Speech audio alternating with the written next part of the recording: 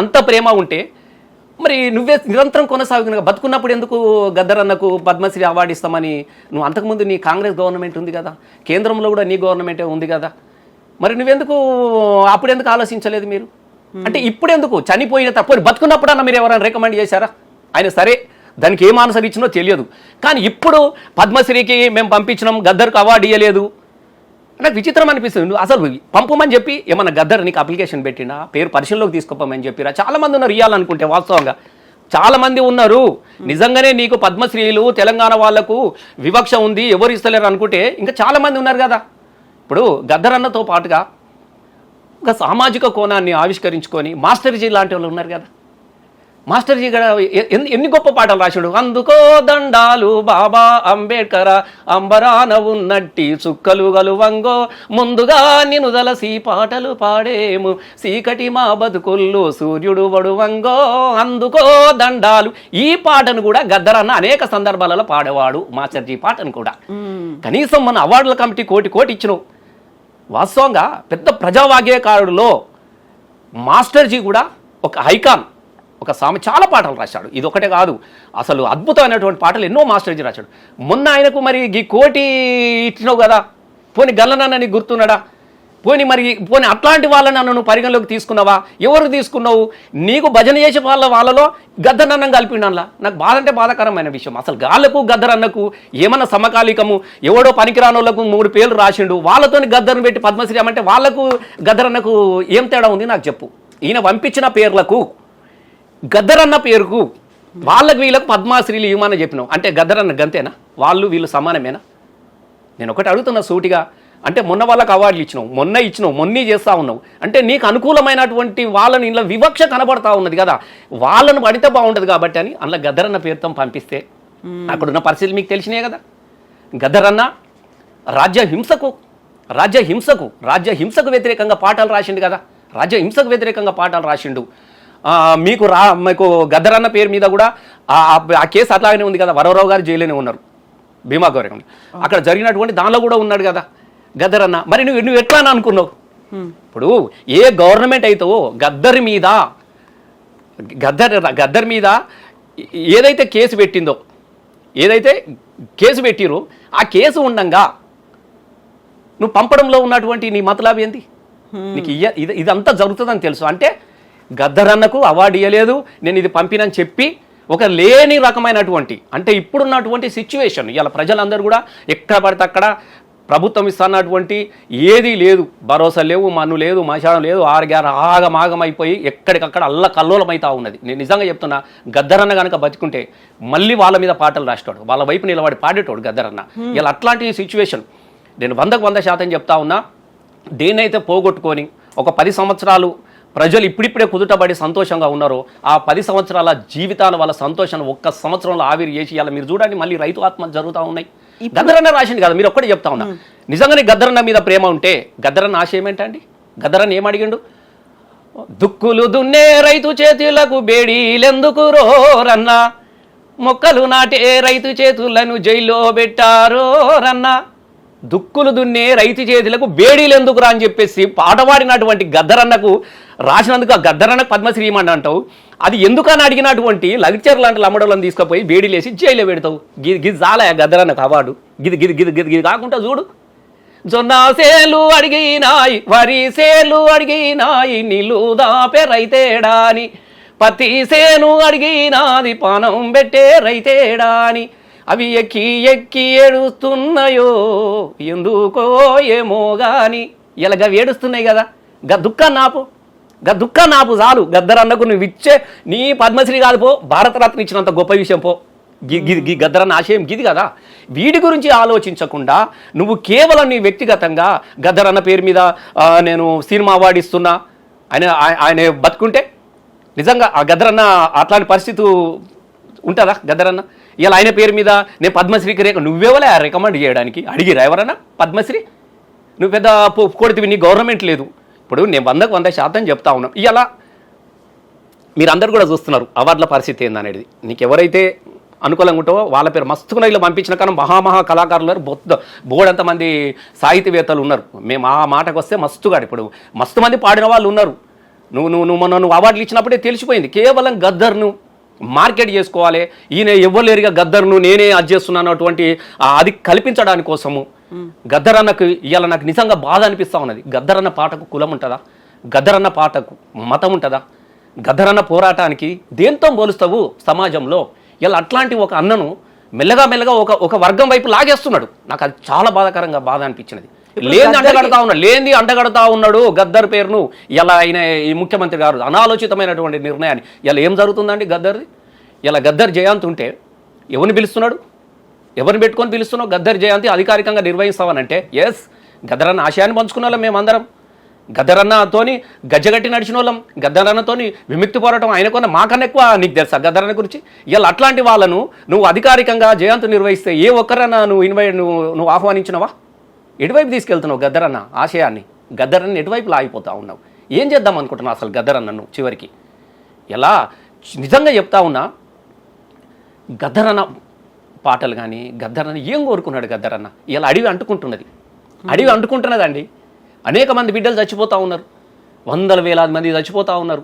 అన్న నిజంగా నాకు నేను ఆదిలాబాద్ పోయినా, ఎందుకు అడిగి పోగానే కార్లో కూర్చున్నాగానే అన్న పాటనే యాదికి వచ్చింది నాకు.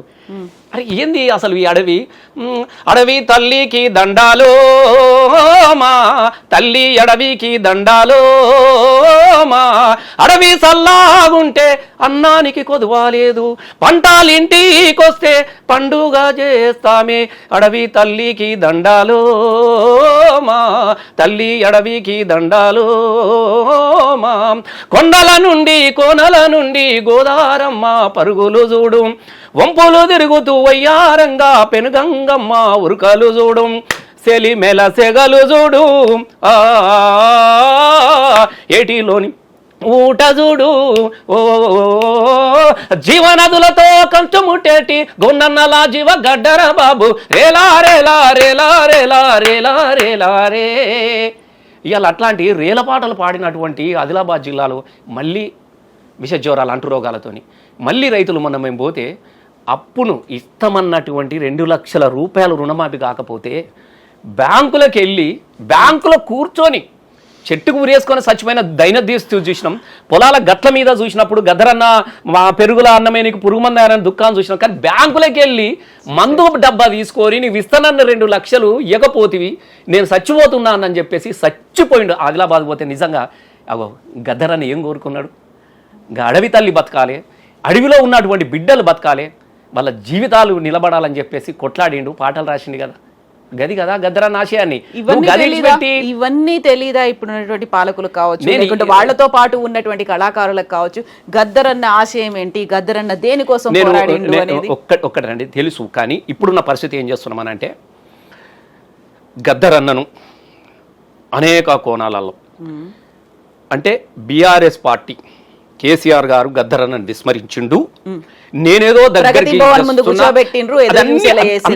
పెద్ద డ్రామా. లాస్ట్లో నేను నిజంగా చెప్తున్నా, గద్దరన్న అందరి వాడలా బతకాలనుకున్నాడు. చివరి దశలో బీజేపీలను కలిసిండు, అమిత్ షాను కలిసిండు కేసు కొట్టేయమని, అమిత్ షాను కలిసిండు, మోడీని కలిసిండు, కేసీఆర్ను కలిసిండు. అంతకుముందు కూడా కేసీఆర్ని కలిసిండు, కలవలేదని కాదు, కేసీఆర్ను కలిసిండు. ఆఖరికి ఇదంతా చేసినాడు. వాస్తవంగా గద్దరన్న పోరాటం జీవితం అంతా కూడా కాంగ్రెస్తోనే కదా. ఇందిరమ్మ మీద కాంగ్రెసోడో నీ కపట నీతి తెలిసిపోయే, సర్కారోడో నీతి తెలిసి ఇందిరాగాంధీ మీద పాటలు పాడిండు, పివి నరసింహారావు మీద పాటలు పాడిండు, ఎమర్జెన్సీలో అజ్ఞాతంలోకి పోయిండు. ఆయన జీవితం అంతా ఫైట్ చేసింది కాంగ్రెస్తోనే. తెలంగాణ ఉద్యమంలో కూడా సోనియమ్మ మీద ఎన్ని పాటలు పాడలేదు గద్దరన్న. కానీ సడన్గా ఇక ఇప్పుడు ఎట్లా ఉందంటే రక్తం రుచి మరిగినటువంటి పులి, ఇక నేను సాధు జంతువుని అయిపోయినా అనే ఒక కథ ఉంటుంది. అట్లా ఇలా రేవంత్ రెడ్డి వచ్చి గద్దర్ను ముందు పెట్టుకొని అయ్యో వాళ్ళు అట్లా చేసారు, మేము ఇట్లా చేసినాం, మేము ఇది చేస్తున్నాం. మరి గద్దరన్న దాన్ని గౌరవవందనంగా కేసీఆర్ గారు పోయి గౌరవవందనంగా ఆయన అంతిమగా చేయలేదా? చేయలేదు కదా, దాన సంస్కారాలు చేయించింది కదా. ఏ ప్రభుత్వానికి తుపాకులకు ఎదురు నిలవరా అని పాటలు పాడిండో గద్దరన్న, ఎవరితోనైతే కొట్లాడిండ్రో గద్దరన్న, ఏ రాజ్యం కోసం అయితే ఎవరితోనైతే ఎదిరిండో వాళ్ళతోనే గౌరవ వందనాలు చేసినట్టుగా గౌరవ వందనం పెట్టి దాన సంస్కారాలు చేపించింది బీఆర్ఎస్ ప్రభుత్వం, కేసీఆర్ కాదా? నేను దయచేసి ఒకటే అడుగుతా ఉన్నా. అట్లా గౌరవించినాడు. కానీ నువ్వేం చేస్తున్నావు?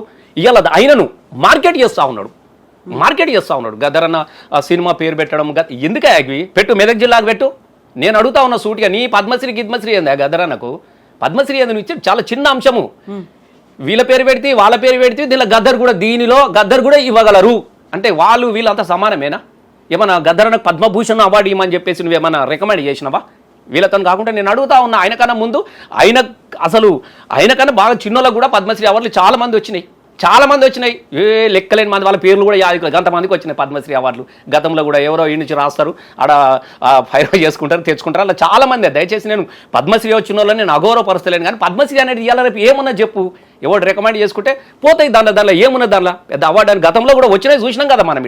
మీరు గతంలో కూడా ఇవాళ వాళ్ళతో పాటుగా దీన్ని బట్టి ఆయన చిన్నగా చూపించే ప్రయత్నం చేయడము, ఇవన్నీ. మెదక్ జిల్లాకు ఆయన పాట రాసుకున్నాడు. మెదకు జిల్లాలో నా వరి నాయన మెతుకులేని పల్లుందిరా, వరి నాయన బతుకలేని జనముందిరా.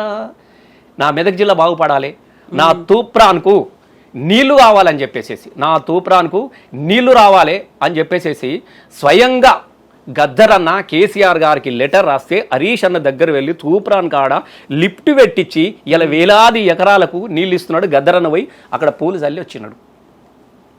అరే గద్దర్ కోరుకుంటున్నారా తూప్రాన్కు నీళ్ళు ఇవ్వమని చెప్తా ఉంటే అక్కడ లిఫ్ట్ ఇరిగేషన్ పెట్టిరు, సుమారు 100-200 కోట్లు పెట్టి ఆ గది చేసినాడు. మరి నువ్వేం చేసినావు గద్దర్కి? ఆ పేరు పెట్టు. నిజంగా నీకు చిత్తశుద్ధి ఉంటే ఇయ్యల్లా గద్దరన్న పుట్టినరోజు సందర్భంగా ప్రకటించు, మెదక్ జిల్లాకు గద్దరన్న పేరు పెడుతున్నామని ప్రకటించు, సరిపోద్ది కదా. అది చేయకుండా నువ్వు రాజకీయాలు చేయడానికి కోసము లాస్ట్లో కూడా మీరు చూసిరు బట్టిగారు పాదయాత్ర చేస్తే నాకు బాధ అనిపించింది. పాపం అదే చివరి నడక అన్నది చాలా బాధాకరమైన విషయం. ఆయన బతికటోడే, చాలా రోజులు బతికటోడు. ఇంకా వెన్నుపూసల తూటా ఉంటే కూడా తూట మీద పేరు పాట రాసుకున్నాడు తప్ప ఒక్క అడుగు కూడా ఆయన వెనకలే. మీకు ఇప్పుడు ఎర్రబడ్డ ఊపిరి తిత్తి ఊది మంది రాగం తీసి, ఎవరన్నా నాకు తూట ఉంటుందో మలుచుకొని పంటాడు. కానీ ఆయాసాన్ని మర్చిపోయిండు. ఆయన ట్రీట్మెంట్ ఏంది? మళ్ళీ జనం కోసం నేను పాట పాడతా, గదే నాకు జనం కోసం పాట పాడేదే నాకు ఆక్సిజన్ అని చెప్పుకున్నాడు. ఎర్రబడ్డ ఊపిరి తిత్తి ఊదు మంది రాగం తీసి, కిడ్నీ పొంటిపోయిన తూట మిటు మంది కిన్నెరనేమో, ఎడమ చేతి చీల్చిన తూట ఎత్తు మంది ఎర్ర జెండా, వెన్ను ముకల ఉన్న తూటమ్మో మాయమాలార అన్న పాట పాడు మందమ్మో మాయనాలార. ఏం కోరుకున్నాడు? చేస్తావా నువ్వు అని ఆశయాన్ని నువ్వు చేస్తావా? అట్లాంటి వ్యక్తిని తీసుకొచ్చి నాకు చాలా బాధ అనిపించినది. నేను నిజంగా చెప్తా ఉన్నా, గద్దరన్నను చచ్చిపోయిన తర్వాత ప్రజలు బతికిసుకుంటా ఉంటే మళ్ళీ నేను చంపే ప్రయత్నం చేస్తూ ఉన్నారు.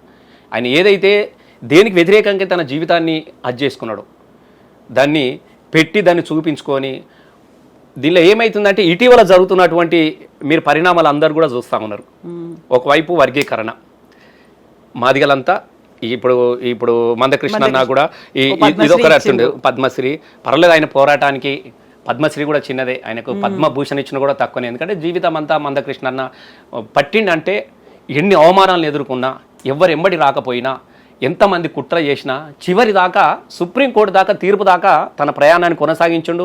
తను వర్గీకరణ కావాలనుకుంటే ఇంత దూరం వచ్చినాడు. గద్దరన్న కూడా మందకృష్ణ మాదిగన్నకు ఎస్సీ వర్గీకరణ జరగాల్సిందేరా, తప్పేమున్నది అని చెప్పేసి మద్దతు కూడా ఇచ్చిండు. గద్దరన్న కూడా పోయిండు.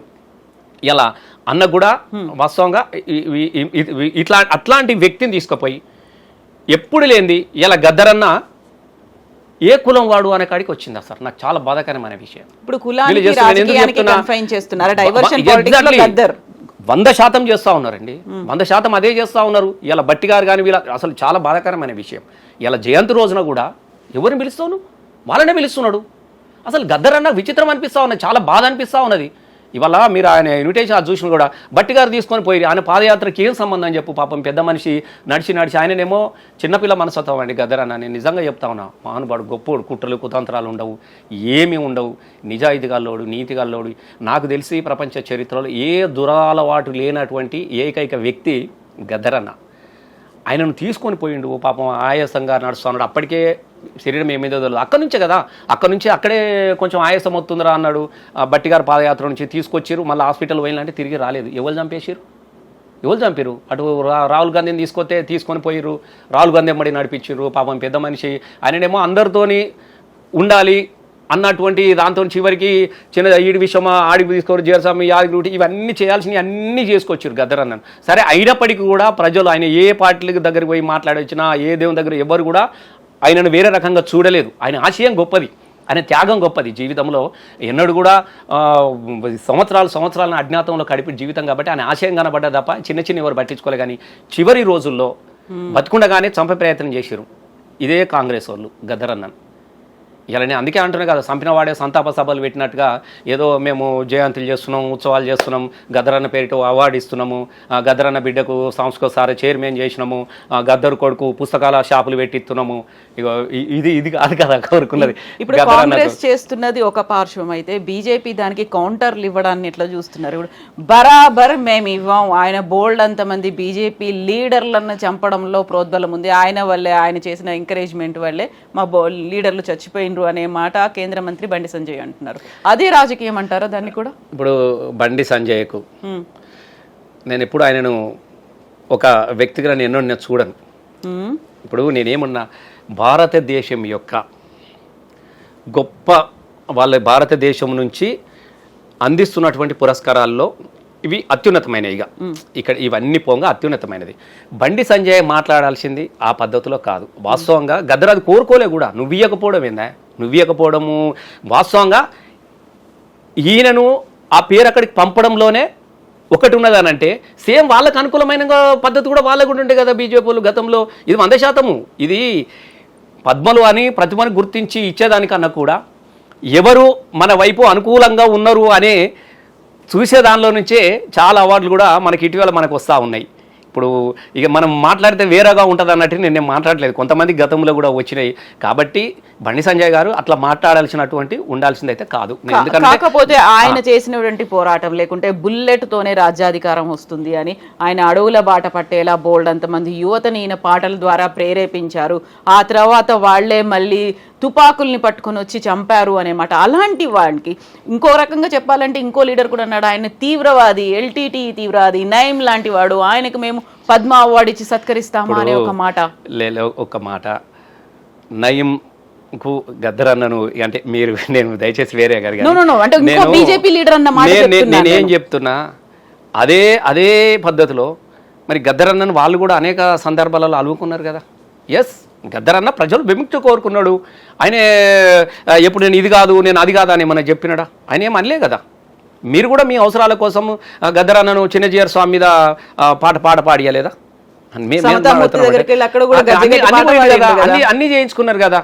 నేను ఏమంటున్నా అంటే రాజకీయంగా ఎవరికి అనుకూలమైనటువంటి అవకాశాన్ని వాళ్ళు తీసుకొని మాట్లాడుతున్న మాటలు. వాస్తవంగా గద్దరుని అవార్డుకు వీళ్ళు పంపడం అనేది అది పోని వాళ్ళు అక్కడ కూడా వాళ్ళ నిర్ణయానికి దానికి మేము ఎట్లు ఇస్తాము మేము ఇస్తామని కూడా తప్ప. ఎందుకంటే దానికి ఒక కమిటీ ఉంటుంది, పద్ధతులు ఉంటాయి, దానికి ఉంటుంది, దాని లెక్క దానికి ఉంటుంది. దయచేసి నేను గద్దర్ అన్నాను అవార్డు ఇవ్వడం అంటే చిన్నగా చూపడమే. నేను చెప్తున్నా కదా, ఒక దానిలో బంధించి ఒక గిరిగీసి ఈయనది గింతే, ఈయనది ఒక పద్మశ్రీ అవార్డు, పద్మశ్రీ కన్నా ఏముంటుంది పద్మభూషణ్ ఉంటుంది, ఇంకా జర పెద్దది దాని మీద ఇంకా పద్మ విభూషణ్ ఉంటుంది, దాని తర్వాత భారతరత్న వస్తుంది కదా.